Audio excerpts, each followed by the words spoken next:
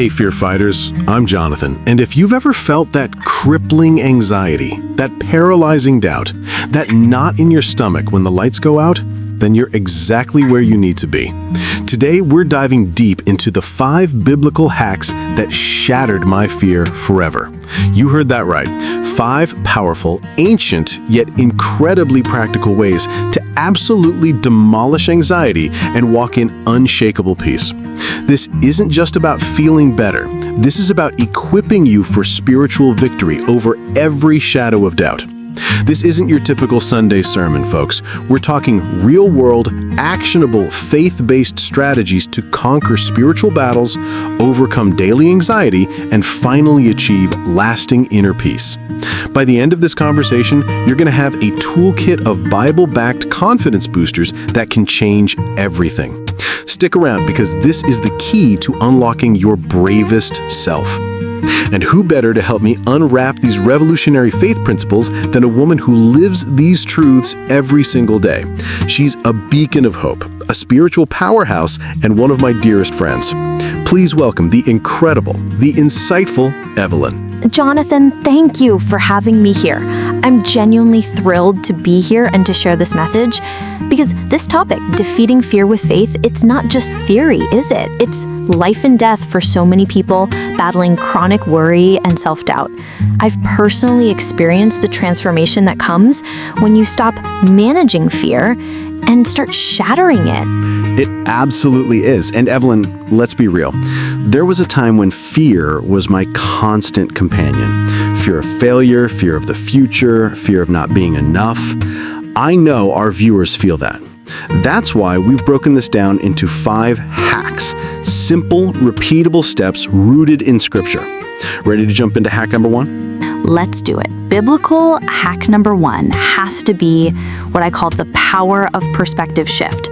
Jonathan, fear is almost always about a future we can't control or a past we regret. It's an earthly perspective. The moment I started viewing my problems through a divine lens, everything changed. The divine lens, I love that. How do you practically apply that when the rent is due or you get that scary doctor's call? Because in that moment, the fear feels so real. Great question. It's about remembering who is actually in charge. We are called to cast all your anxiety on him because he cares for you. That's from 1 Peter 5:7. The hack is this. When a worry pops up, you don't fight it with logic, you immediately reassign it. You literally say, God, this is yours. You stop carrying the weight and transfer it to the Lord. It's an active, daily choice to choose the Lord's faithfulness over my limited sight. This releases you from the burden of outcome control. This is the ultimate stress relief and spiritual growth tool. It doesn't mean the problem goes away, but the paralyzing fear does. It's the ultimate mic drop on the devil, isn't it? You're telling fear, hold on, I'm not the one driving this bus anymore.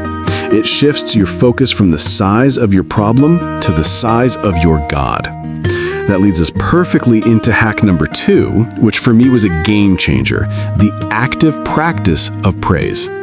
The power of praise. It's an unstoppable weapon. Fear paralyzes you, praise mobilizes you.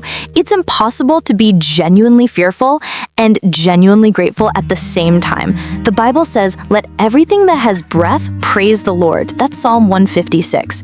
When I feel fear creeping in, I don't try to talk myself out of it. I turn on worship music, I start listing things I'm grateful for, or I literally just say, thank you, God, out loud. It's not passive, it's active. This is a physiological and spiritual shift. You are replacing negative self-talk with positive affirmations rooted in truth, and the enemy cannot span a grateful heart. I can testify to this. I remember when I was launching my first business, I was terrified, sleepless nights. And you told me, Jonathan, put on your worship album and vacuum the house. I thought you were crazy. But that action, that act of service and praise completely broke the tension. It's a true anxiety remedy because it reroutes your energy. It works! You can't be miserable and vacuum to gospel music. It's an automatic mood lifter. Praise is a declaration that even if the worst happens, you still trust him. It creates an atmosphere of faith, not fear. Okay, let's move to a deeper layer.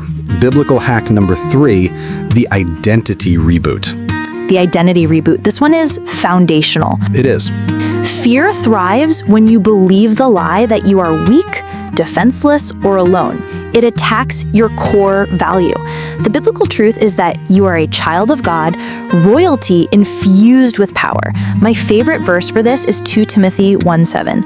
For God has not given us a spirit of fear, but of power and of love and of a sound mind. The hack is this: stop seeing yourself through the lens of your failures or your circumstances and start seeing yourself through the lens of that verse. You are not an anxious person. You are a person with a spirit of power, love, and a sound mind. When the fear comes, I stop and I challenge it. I say, that is not my identity. My identity is power. It is the ultimate self-help for Christians because it aligns your internal narrative with God's word. You are an overcomer by design. That's profound, Evelyn. It moves you from victim to victor instantly. You are literally speaking truth into your own soul. It's a radical rewiring of your inner script. We often forget that we are carrying the Holy Spirit, the ultimate source of courage. And speaking of speaking, let's talk about biblical hack number 4, the weapon of declaration. Yes, this is what the spiritual warfare is all about. Fear is a voice, a suggestion, and you cannot fight a voice with silence. You have to speak back. The Bible is full of promises, but they don't manifest until they're applied. When I was going through a period of intense financial insecurity, I started memorizing and declaring Bible verses out loud. I literally walked through my house speaking them with authority. What was your go-to verse during that time? Oh, I had a rotation, but the one that stuck was Philippians 4:19. And my God will supply all your needs according to his riches and glory in Christ Jesus. I didn't just read it. I declared it. My God will supply my needs.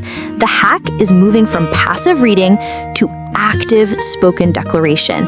It turns the Bible from a book of stories into a living, breathing guide to a happier life and a shield against the attack of fear.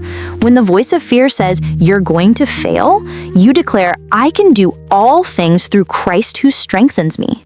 I think that's why people are often looking for motivation for life. They're looking for someone else to say the words, but the truth is the most powerful words are the ones you speak over yourself. This is a massive piece of emotional support that you give to your own heart, backed by the integrity of God's promise. Okay, we've covered perspective, praise, identity, and declaration. These are all so powerful. But for me, the 5th biblical hack is the one that brings it all home, the one that guarantees that the fear is shattered forever. The power of focused action. You saved the best for last, right? This is where faith meets footwear, right? The Bible is clear that faith by itself, if it is not accompanied by action, is dead. That's James 2:17. Fear keeps you stuck in analysis paralysis. It tells you to wait until you feel ready, and it loves procrastination. Exactly. And you never feel ready. Fear loves to keep you planning without ever executing. Never. So the hack is this: do it afraid. Take one small faith-filled step in spite of the fear. If you're afraid to start that project, just write the first paragraph.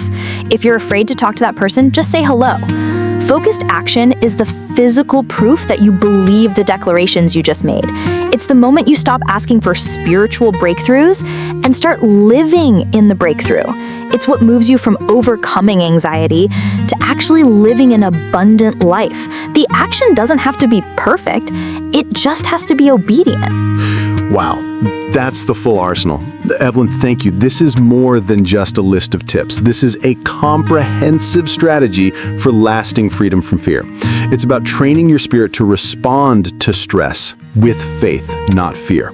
Absolutely. Let's recap this powerful soul-lifting toolkit. Hack number 1, the power of perspective shift. Giving God the assignment and choosing his sight over your own. Hack number 2, the active practice of praise, replacing fear with gratitude and worship. Hack number 3, the identity reboot, seeing yourself through the lens of power, love, and a sound mind. Hack number 4, the weapon of declaration, speaking the promises of God out loud, fighting fear with truth. Hack number 5, the power of focused action, taking that one step, doing it afraid, proving your faith with movement. Friends, if you resonated with this, if you're ready to stop letting fear write your story, then you have to implement these. Don't just watch this video, do this video. Take that step, change that perspective, make that declaration. This is the truth that shattered my fear forever, and I know it can shatter yours too. Evelyn, it's been incredible. Thank you for sharing your wisdom and heart with us. My pleasure, Jonathan. Go out there and be brave, everyone. Remember, you have everything you need to win this fight. And to our viewers, don't forget to like this video, subscribe to the Testament Podcast Studio, and hit that notification bell so you don't miss our next deep dive into faith and personal development. Leave us a comment and tell us which of the 5 hacks you are going to try first. We read every single one. Until next time, keep fighting the good fight, and remember, you are not called to a spirit of fear. Peace.